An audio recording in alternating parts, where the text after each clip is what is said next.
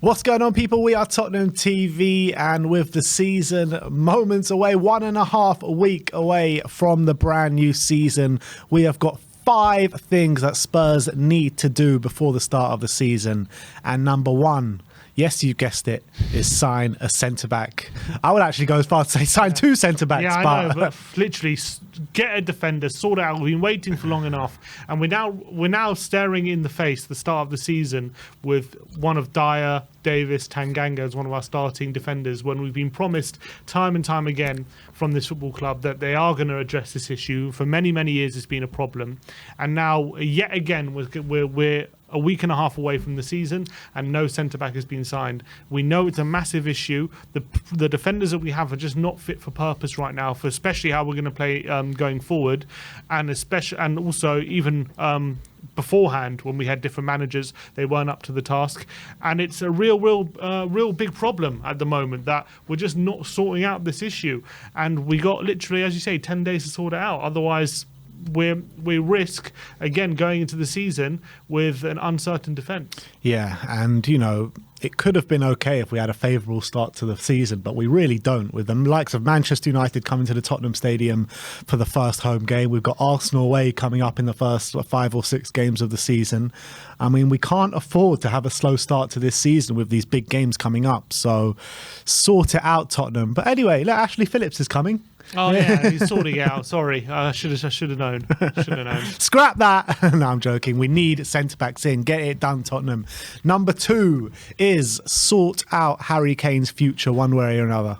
Yeah, and we know that Harry Kane has given Bayern a deadline to agree a deal with Spurs before the start of the season. Otherwise, he's going to be remaining at Spurs for this season at least. That's what he's stating at the moment. He said it's not fair on Postecoglou if he starts the season with the club and ends up moving later in the window. He wants it sorted before the season. So I think hopefully this week, I don't want it to drag on too long. I don't want to literally be sitting here a day before the season starts, like wondering if he's going to be in the lineup the next day or not. We need to get this sorted because it's clearly having an effect on Postecoglou himself. He says he's not relaxed about the situation. He wants it dealt with as quickly as possible. I don't think it's good for Harry Kane himself to have this dragging on, because I think he wants his future settled one way or another as soon as possible. And I think the whole squad, everyone wants to know, is Kane going to be here for the season at least? Is he going to be a teammate, or is it something that they're going to have to, people like Maddison who've just joined the club, he's probably buzzing to play with Harry Kane week in, week out, and now with this whole uncertainty, I'm sure it's just not doing anyone any good. So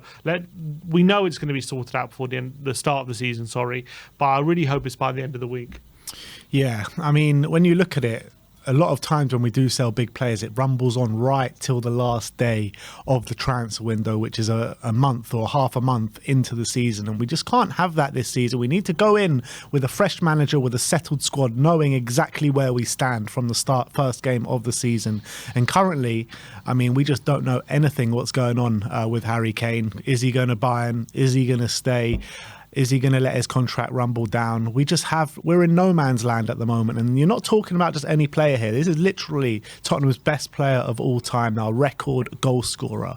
So we need to sort this out one way or another. And not only is it about Harry Kane, but if he does go, you need to bring in players to caveat Harry Kane leaving. And it could produce a bit of a domino effect when Harry Kane leaves, an influx of players or 2-3 players to come in. So, I mean, we just need to get this sorted one way or another as soon as possible. Hopefully by the end of this weekend, really. That's when it ideally needs to be sorted out. Well, it needed to be sorted out weeks ago, to be honest, but we're here at this stage of where we're at right now. It needs to be sorted out very, very soon. So that is number 2.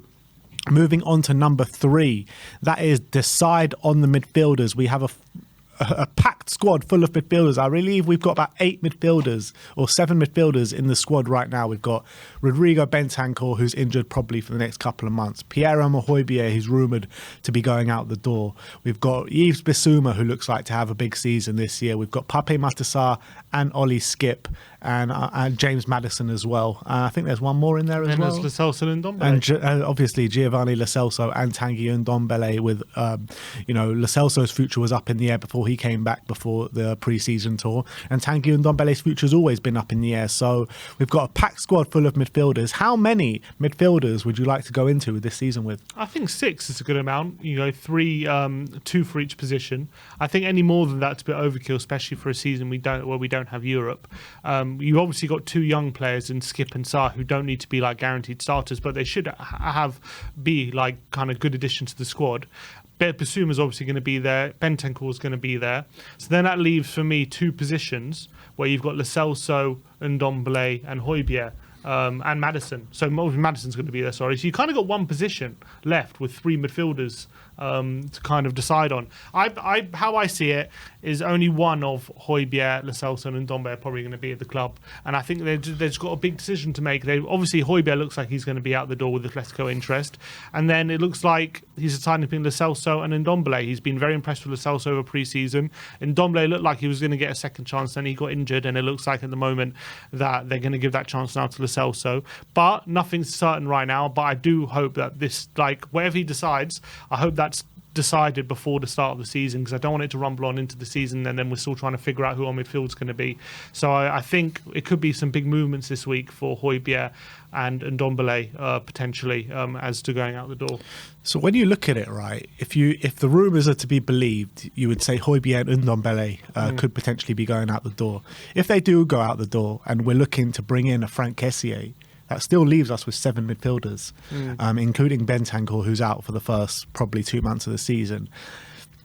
How do you manoeuvre that situation then? Do you go with what you've got, assuming Bentancur maybe won't play or won't be fully fit till the January transfer window, and then maybe you look to loan out Pape Matar Sarr for the second half of the season? I mean, which way do you look at it? Yeah, I think just keep what we got. Bentancur, even if he is back fit, he's not going to be the same player, especially as soon as he gets back. So I think he has to be eased back into the team even when he's match fit, after having a big injury like that. So I think with Sarr and Skip, that's a perfect time to kind of give them game time. And if we do no guarantees we do bring another midfielder, but if we do, I think you just go with that for now. Like, don't even count Bentancur until January as a midfielder. And then if he's available and you really believe that he's match fit again after January, then you can consider loaning someone out again. But I wouldn't, as harsh as it is, I wouldn't be even counting on Bentancur this season until we know how he is when he's back fit. Although, have to say, in terms of the recovery videos and stuff like that, he does seem to be recovering well. A lot of players after an injury like he's had, after the amount of time that's lapsed between the injury and now, wouldn't be at the stage he's at in terms of getting back on the pitch and stuff like that. So that's a positive sign. But I wouldn't want to put too much pressure on him. So you kind of even have to go forward in the season assuming he's not going to be able to be completely himself. Yeah. All right, well, let's move on to number 4. And with the bloated squad that we have, number 4 is trim the squad. There are a lot of players who I don't even think are in Postecoglou's plans. A lot of players who didn't feature on the tour even. And, it's running out of time. But I guess in terms of trimming the squad, that one can actually wait probably until the 1st of September. Yeah, well, we've got 32 players right now on our roster, which is first team players, which is pretty extensive considering you probably want a squad of especially with not being in Europe, you probably want a squad of 23, but either 23 or 24, even that might be a lot.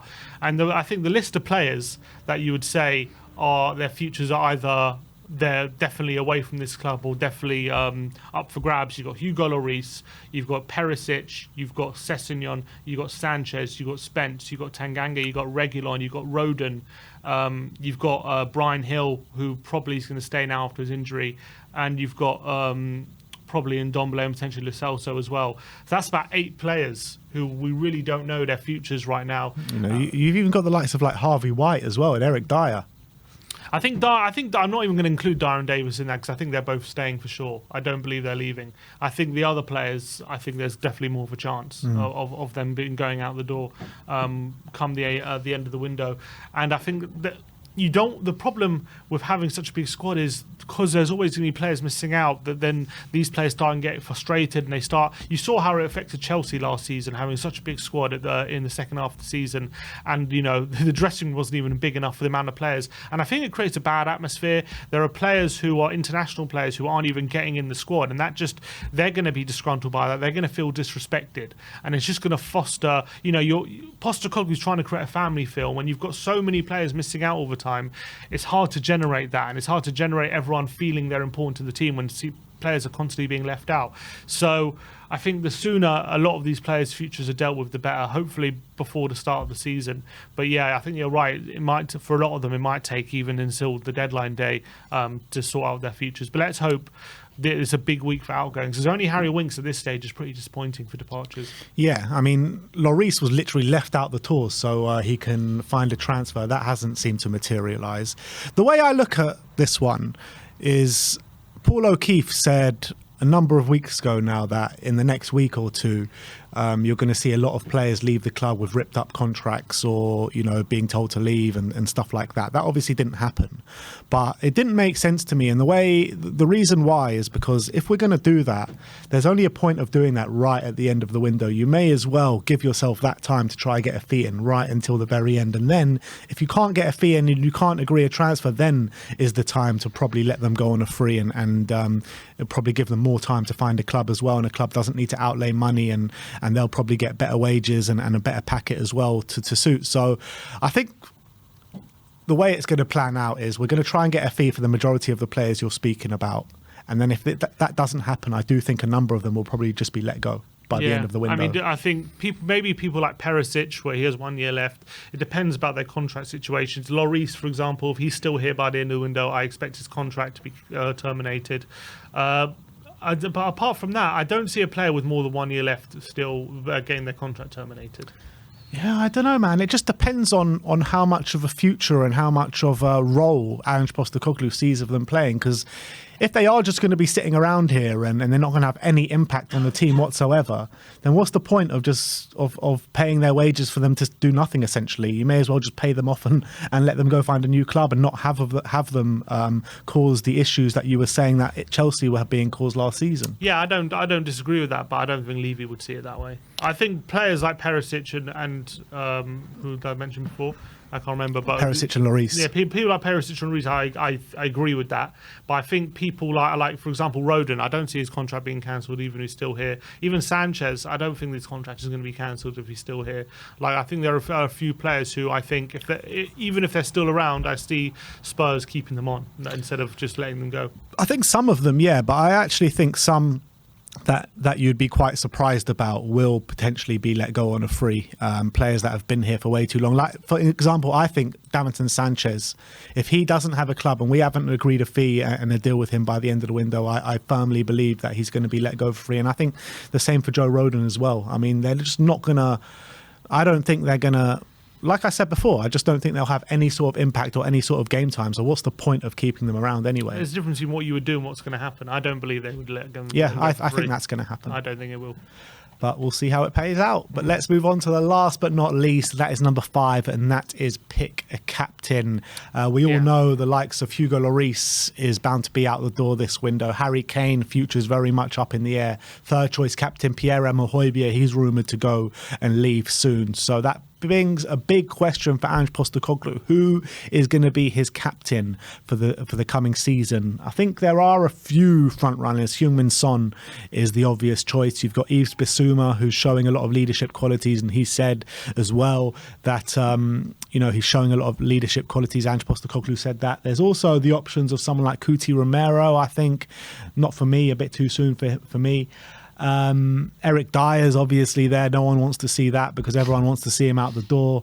So, I mean, my personal preference would be Heung-min Son, and then potentially when he leaves, go and give that to Yves Bissouma once he integrates and becomes more of a leadership role, because I don't think he's been here long enough so you can give him captain. But Son, I think all the players in the squad will look up to him. I think he's captain of South Korea and has that leadership quality about him. Maybe not the leadership qualities to the eye that you see of like a centre-back doing his marching orders and telling everyone where to go and stuff like that. But I think he is a player that does lead by example, a bit like Harry Kane did. So for me, Son would be my pick.